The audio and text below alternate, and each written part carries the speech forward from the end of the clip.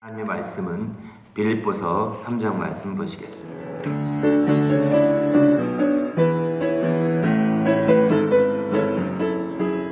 빌립보서 3장 4절부터 6절까지 말씀입니다. 다 같이 합독하겠습니다. 시작. 그러나 나도 육체를 신뢰할 만하며 만일 누구든지 다른 이가 육체를 신뢰할 것이 있는 줄로 생각하면 나는 더욱 그러하리니 내가 8일 만에 할례를 받고 이스라엘 족속이요 베냐민 지파요 히브리인 중에 히브리인이요 율법으로는 바리새인이요 열심으로는 교회를 박해하고 교회 율법에 이루는 흠이 없는 자라. 아멘. 계속해서 빌립보서 말씀 나눕니다. 26번째 시간인데요. 오늘은 이제 육체를 신뢰하지 말라 이런 제목의 말씀으로 나누고자 합니다. 우리 그리스도인들은 육체와 함께 정말 그 정과 욕심이 십자가에 못 박혔다고 하는 사실을 믿는 자들입니다. 육체와 갈라디아 5장 24절 보게 되면은 그리스도 예수의 사람들은 육체와 함께 그 정욕과 또 탐심이 다 십자가에 못 박았느니라 이렇게 말씀하고 있거든요. 이런 측면에서 볼 때 우리가 바로 십자가에 이미 못 박혀 있는 바로 정욕과 탐심이라는 것입니다. 그런데 우리가 항상 신앙생활을 하면서 이 육체의 정욕이나 육체의 탐심 때문에 사실 우리 신앙생활이 큰 고민에 빠지고 큰 어려움을 느끼고 큰 고민을 하지 않습니까? 이렇게 근심케 하는 이 정말 정욕과 탐심이라는 것이 이미 못 박혔다고 딱 성경은 이렇게 정리되고 있습니다. 그럼에도 불구하고 우리의 삶 가운데는 이것이 크게 작용해서 우리로 하여금 죄악으로 끌고 가고 우리로 하여금 크게 악을 가까이 할 수 있도록 만들어주는 것을 보지 않습니까? 바로 이 육체의 정욕 중에서 우리를 유혹한다고 했는데 이처럼 정욕 중에서 정욕 가운데서 우리를 유혹으로 이끌어서 유도해서 죄를 짓게 만드는 거거든요. 그러면 왜 이게 십자가에 못 박혔다는 것은 무슨 의미가 있느냐? 이것은 바로 주님이 우리의 죄악을 대신 짊어지시고 십자가에 못 박히실 때 바로 우리를 죄를 지켜야 하는 정욕과 탐심이 함께 못 박힌 거라는 것입니다. 그냥 죄와 죄악만 딱 못 박히고 그걸 유혹하는 그런 것들은 그냥 내버려 두고 있는 것이 아니라 함께 다 같은 범죄에 속하는 것이라서 함께 주님이 짊어지시고 우리를 대속해 주신 거죠. 우리의 죄를 다 속해 주시기 위해서 십자가에 죽으실 때 바로 죄악뿐만 아니라 탐심과 정욕까지도 함께 못 박혔다고 이렇게 성경은 말씀하고 있는 거죠. 이것을 우리는 믿어야 합니다. 사실은 이 말씀을 믿고 이 말씀을 주장해야 합니다. 얼마까지 주장하고 얼마까지 믿고 얼마까지 막 그 말씀을 붙들고 다녀야 되냐면 성경은 항상 그리하라고 합니다. 고린도후서 4장 10절에 보면은 우리가 항상 예수의 죽음을 짊어짐은 예수의 생명이 또한 우리 몸에 나타나게 하려 하십니다. 이렇게 표현하거든요. 그러니까 예수의 정말 죽음을 짊어져야 된다는 것입니다. 항상 짊어지라는 것입니다. 왜? 주님이 죽으실 때 정욕과 탐심이 함께 십자가에 박혔기 때문인 거죠. 주님이 죽으심을 우리가 항상 짊어지지 않게 되면 그 부분은 살아서 늘 꿈틀거린다는 것입니다. 다시 말해서 대가리가 죽었는데 이제 머리가 죽었으면 꼬리도 죽는 거 아니겠습니까? 근데 머리와 같은 죄악이 죽었으면 이제 그 꼬리에 해당되는 탐심과 정욕이 함께 죽는 건 피할 수 없는 거거든요. 그런데 머리가 죽었다는 그 사실은 주님이 십자가에 달려 죽으신 것을 통해서 확인할 수 있지 않습니까? 그렇기 때문에 이제 머리에 해당되는 죄악이 대가리라는 것이 보통 표준말은 아닌데 대가리에 해당되는 그 죄악이 이미 십자가에 박혀 죽었으니까 꼬리에 해당되고 발꼬리에 해당되는 이것은 함께 죽어가는 못 박힌 거 똑같은 거거든요. 그래서 예수 죽음을 항상 짊어지라고 말하는 겁니다. 고린도후서 4장 10절에는 말이죠. 그 개역성경에서는 이 고린도후서 4장 10절을 예수 죽음을 짊어진다 이렇게 안 하고요. 예수 죽인 것을 짊어진다 이렇게 표현하고 있습니다. 예수 죽인 것이라고 합니다. 이 표현을 왜 그렇게 쓰냐면은 우리의 죄 때문에 죽었기 때문에 예수님의 죽음은 우리 죄악이 죽였다라고 해서 예수 죽인 것이라고 표현하고 있습니다. 개혁성경은. 그런데 이제 좀 그 표현은 어려우니까 개혁 개혁판 우리가 보는 성경에서는 조금 쉽게 풀어서 예수의 죽음을 항상 짊어진다 이렇게 표현하고 있는 거죠.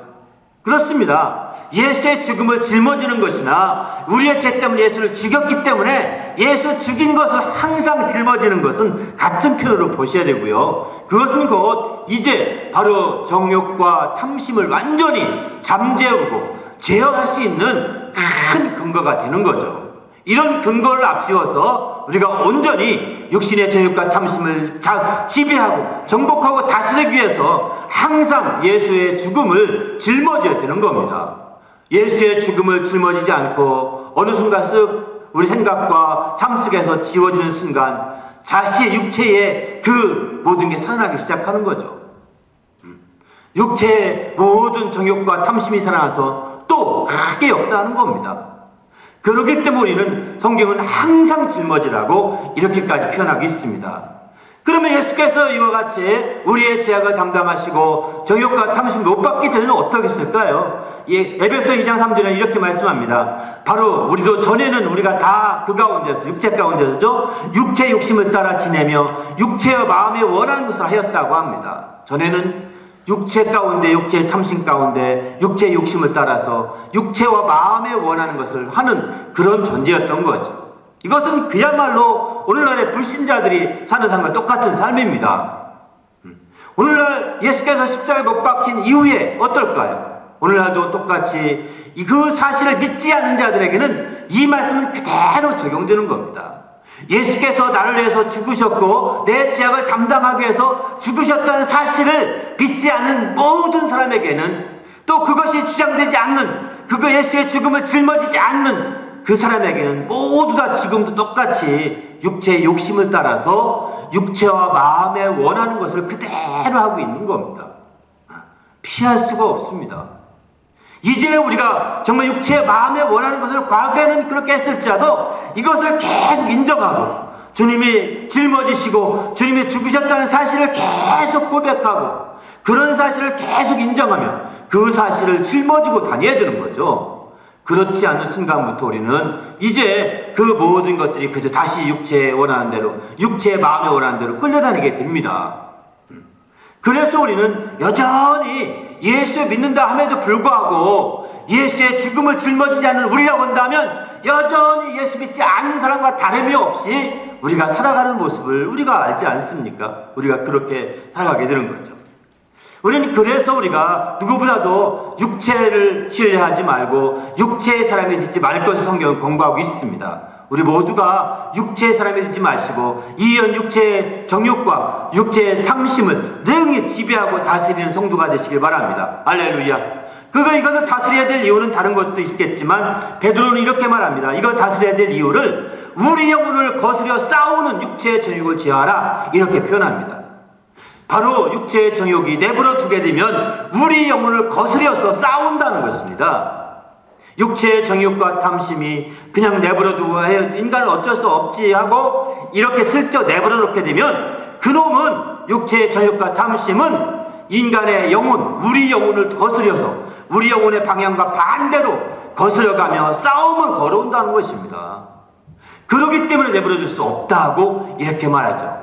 그 육체의 정욕을 제어해야 된다라고 이렇게 강하게 말씀합니다. 어떤 사람들은 이런 육체의 정욕과 탐심을 자기 스스로 인간의 노력과 수고로 제어하려고 몸부림칩니다.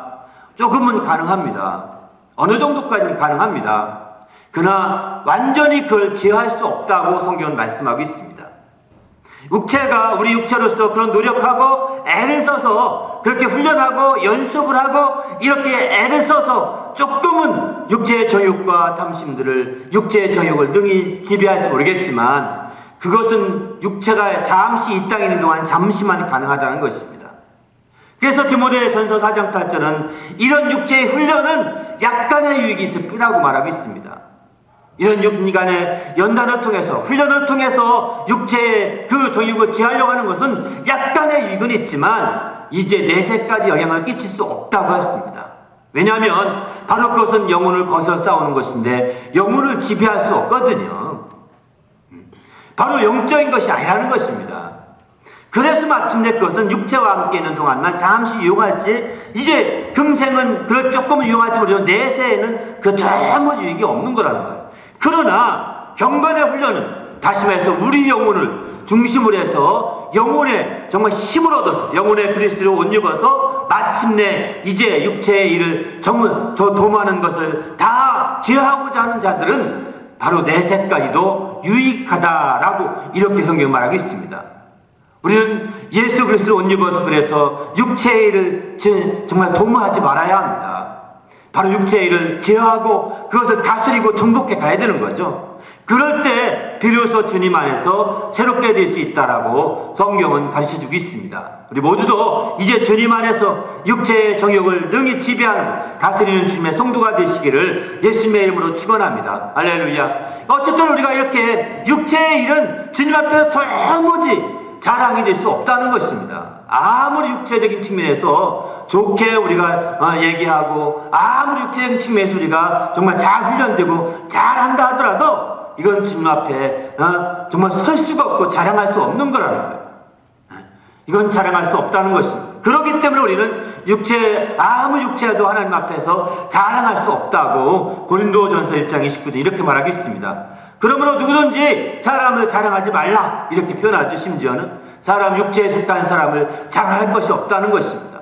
우리 스스로가 정말 육체의 한계를 인정하고 육체의 그 한계를 분명하게 우리가 알아야 되겠다는 거죠.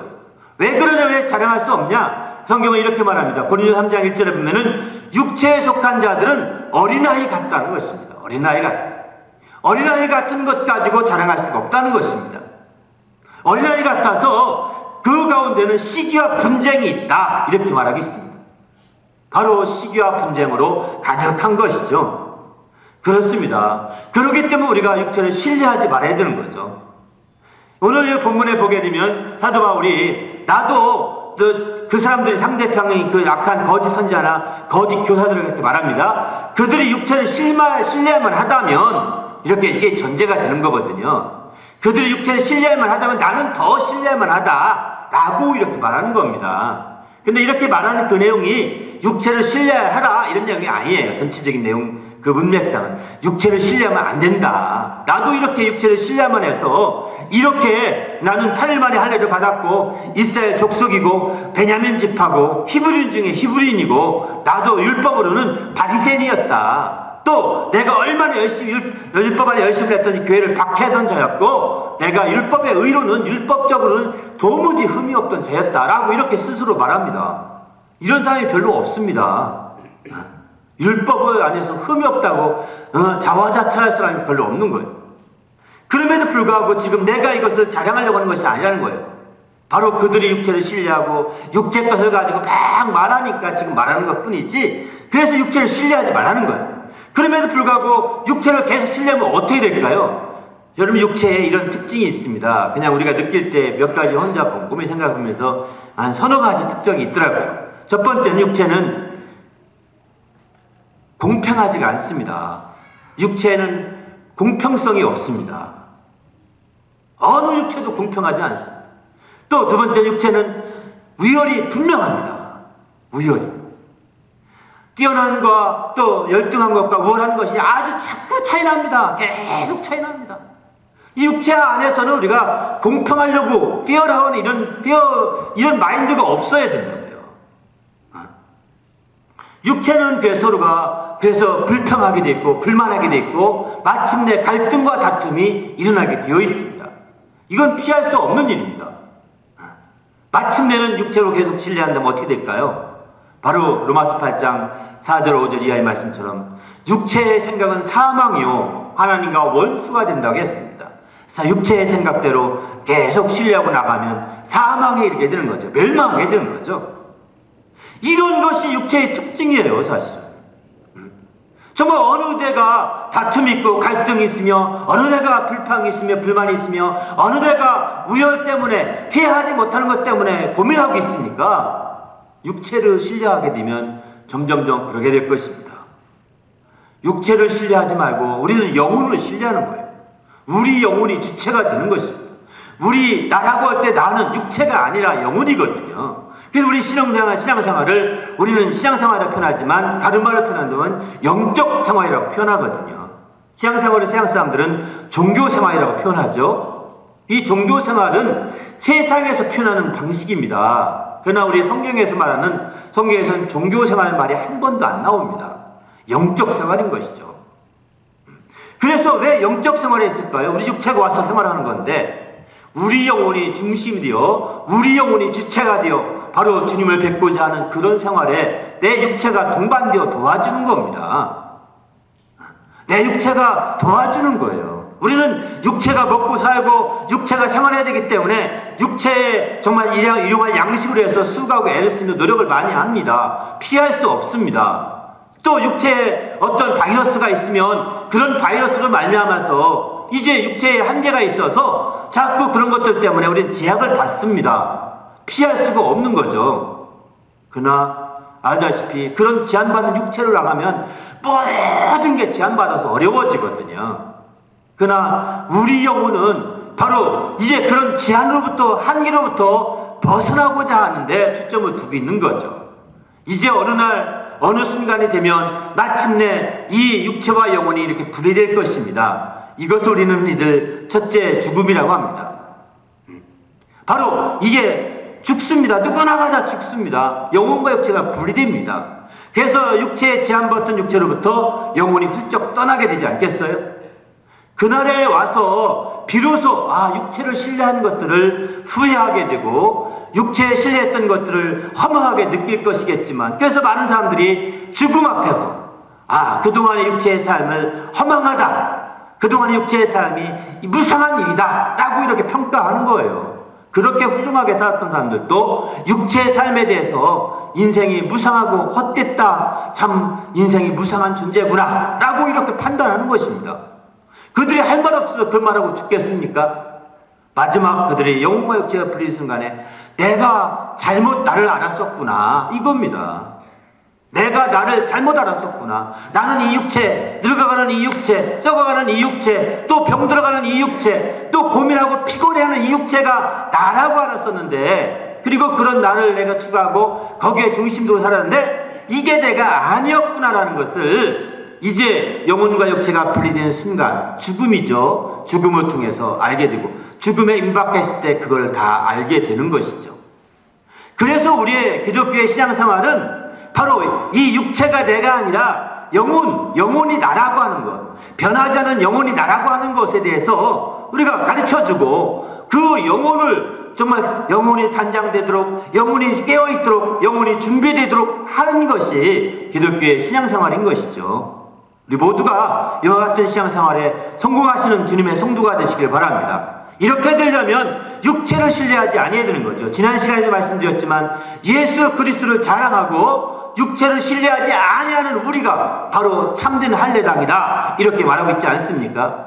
이런 것처럼 이제 예수 그리스도를 자랑하며 육체를 신뢰하지 아니하는 그런 성도가 참된 성도라고 성경은 말씀할 수 있는 거죠. 우리도 이와 같이 주님의 참된 성도가 되시기를 예수의 이름으로 축원합니다. 그래서 하나님의 정말 기쁘시게 하되 하나님의 영광을 드러내시게 하되, 그렇지 않고 육체의 신뢰를 계속해 나가게 되면 가는 갈수록 실망과 좌절과 포기와 함께 가는 갈수록 또 갈등과 또 큰 다툼과 또는 더 나아가서 원망과 불평과 시비로 가득 채워질 것입니다. 그리고 그 어린애 짓을 벗어버리지 못할 것입니다. 그러나 이제 육체가 내가 아니라, 육체를 신뢰하지 않고 영혼이 나다, 영혼이 나의 중심이요 내 영혼이다, 바로 그렇게 우리가 믿고 그것을 영적 생활을 추구하는 자들은 그렇지 않습니다. 이제 주님 안에서 믿음으로 온전히 살 수 있는 거죠. 그렇다고 한다면 우리가 그 영혼이 나라는 사실을 알면서 불구하고 우리는 육체 가운데 있을 수밖에 없지 않습니까? 그러면 육체 가운데 사는 이것은 무엇이냐 이거죠. 육체 가운데 사는 이것은 다른 것이 아닙니다. 바로 이제 그것은 우리 영혼이 이제 주님의 은혜 가운데 사는 그것이죠. 주의 은혜 가운데 살고 주님의 정말 도우심으로 살고 주님의 지원으로 살고 주님의 것으로 풍성해지는 그 영혼의 삶을 추구하는 거죠. 그래서 우리는 주님 안에서 우리가 영혼의 중심을 두는 그런 삶을 사는데, 그래서 육체 가운데 행하되 육신을 따라 싸우지 아니하고, 이렇게 고린도전서 10장 3절은 이렇게 표현합니다. 육신을 따라서 싸우지 아니해야 된다는 것입니다. 바로 영혼을 위해 사는 사람들은 육신을 따라 싸우지 아니하고, 이제 우리의 싸우는 무기는 육에 속한 것이 아니요, 이렇게 표현하죠. 4절에는 그만큼 우리는 이제 육에 속한 것이 아니고 정말 하늘에 속한 신령한 것들인 것이죠. 우리 모두가 정말 우리의 믿음의 싸움들이 혈과 육에 속한 것이 아님을 분명히 아시기 바랍니다. 그래서 우리가 비록 식탐 육체에 머무를지라도 이제 육신에 속해서 혈과 육의 싸움으로 번져서는 안 된다는 것이죠. 어떤 형태든 간에 혈과 육의 싸움으로 번지지 말고 오히려 악의 영들에 대한 싸움으로 바꿔야 된다는 것입니다. 악의 영들. 이 에베소 6장 12절은 이렇게 표현합니다. 우리의 씨름은 혈과 육에 상대하는 것이 아니요 통치자들과 권세들과 이 세상의 어둠의 주관자들과 하늘에 있는 악의 영들을 상대함이라, 이렇게 표현하는데, 여기 통치자들과 권세들은 하늘의 천사들을 말합니다. 하늘의 천사들을, 그리고 마침내 어둠의 세상 주관자들과 하늘에 있는 악의 영들에 대함이라, 이렇게 표현하죠. 이처럼 우리의 싸움은 이제 혈과 육에 속한 싸움이 아니라 악의 영들에 대함이라는 것입니다. 우리는 그렇기 때문에 우리가 육체 가운데 있어서 자꾸 우리 속에서 이제 육체의 정욕과 탐심이 자꾸 떠오르게 하고 되살아나게 하고 자꾸 오게 하는, 그것이 자꾸 이제 우리 속에서 지배하게 하는 그것에 있어서 바로 뒤에 이 악의 영들이 있음을 알아야 합니다. 악의 영들이 그런 것들을 자꾸 부추기는 것이죠. 그런 악의 영들이 문화를 통해서, 세상을 통해서, 우리의 모든 생각을 통해서 자꾸 부추기는 것입니다. 이렇게 함으로 말미암아 자꾸 우리를 육체의 정욕과 탐심으로 끌려가도록, 육체의 정욕과 탐심으로 이끌려가고 유도되도록 만들어가는 거죠. 그 결과는 또 우리도 모르는 사이에 바로 주님을 잊어버리고 주님의 십자가에 정말 죽으신 것을 잊어버리게 되면서 자연스럽게 육체로 흘러가서 그런 쪽에서 우리가 방해받고 또 그런 쪽에서 우리 자신이 물들어 버리게 되는 거죠. 그래서 결국은 또 다시 진흙탕 싸움으로 들어가는 겁니다. 우리는 주님 안에서 이런 삶에서 정말 반복된 이런 삶에서 한번 벗어나십시다. 할렐루야. 정말 적극적으로 벗어나고자 하셔야 합니다. 이건 자동으로 해결되는 것이 아니라 적극적으로 벗어나고자 하는 열정이 필요한 것이죠. 고린도후서 4장 10절 말씀처럼 그래서 항상 예수의 죽음을 짊어져야 된다는 것입니다. 예수의 죽음을 항상 짊어져야만이 여기서 벗어날 수 있는 것이지, 그렇지 않고 우리가 그저 자동으로 교회만 나오고 한번 우리가 갔다만 오면 되는 것이 아니라는 것입니다. 교회 온 것 외에도, 가정에 있을 때에도, 어디 다른 곳에 있을 때에도, 직장에 있을 때에도, 어디에 있을 때든 정말 항상 예수 죽은 것을 짊어지시고, 이렇게 해서 예수 그리스도로 옷을 입어야 되는 거죠. 이렇게 예수 그리스도로 옷 입는 걸 보고 성경은 바로 하나님의 전신갑주라고 이렇게 표현을 합니다. 하나님의 전신갑주를 입으라. 이것은 바로 12절 13절 하반절 보게 되면 바로 이것을 취하라. 이는 악한 날에 너희가 능히 악한 죄를 대적하고 모든 일을 행한 후에 서기 위함이라, 이렇게 표현합니다. 그만큼 우리는 악한 날에 능히 서기 위해서 정말 이처럼 승리하기 위해서는 전신갑주를 취해야 되는 거예요. 이 전신갑주는 예수 그리스도로 옷 입는 것입니다. 전신갑주에 있어서 6가지 요소가 예수 그리스도의 은혜를 힘입는 것을 가리켜 말합니다. 이렇게 전신갑주를 취해서 우리가 입어서 마침내 적극적으로 취하라는 것입니다. 자동으로 입혀진다는 것이 아닙니다. 그것을 취하라고, 그것을 막 적극적으로 취하라고 이렇게 성경 권고하고 있습니다. 더 나가서 우리가 취하되 우리가 또 해야 될 것은 바로 성령을 쫓아 행하라는 것입니다. 갈라디아 5장 16절 보게 되면은 성령을 따라 행하라. 그리하면 육체의 욕심을 이루지 아니하리라, 이렇게 말씀하죠. 이와 같은 육체의 욕심을 능히 제어하고 지배하고 다스리기 위해서는 성령을 쫓아 행하라는 거죠. 예수 그리스도로 옷 입고 성령을 쫓아 행하라는 것입니다.